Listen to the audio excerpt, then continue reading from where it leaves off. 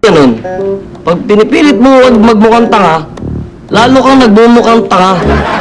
Ba't ganun?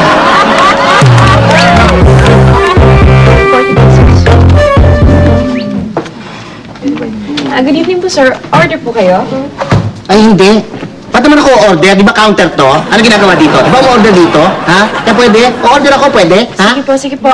Meron po kami burger, chicken, mga rice meals. Ano pong gusto niyo? Oo. Nababasa ko. Ha? Tingin mo sa akin, di ba magbasa? Ha? Tingin mo, hindi ko alam basahin yan? Mga chocolate na yan? Ha?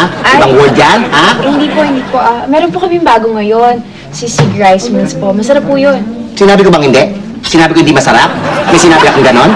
Ha? Ba't pinangunahan mo ko? Eh, ayoko yun eh. Iba orderin ko. Gusto ko ng burger, tsaka fries, tsaka iced tea. Ila-large na po ba natin yung fries and drinks? Ila-large. At tingin mo, matakaw ako? Patay gutom? Ha? Tingin mo, matakaw ako? Patay gutom? Kaya gusto ko large? Ha? Hindi naman po. So, bali ang order niyo po, burger, regular fries, tsaka drinks. Yun lang po ba? Ah, yun lang. Yun lang, minamata mo ko. Ha? Tingin mo yun lang kaya ko bilhin. Ha? Kaya yun lang yung in-order ko? Ganon? Ganon? Hindi naman po. Bale, 83 pesos po lahat. Pati kang to. Oh. I receive 100 pesos po. Alam ko.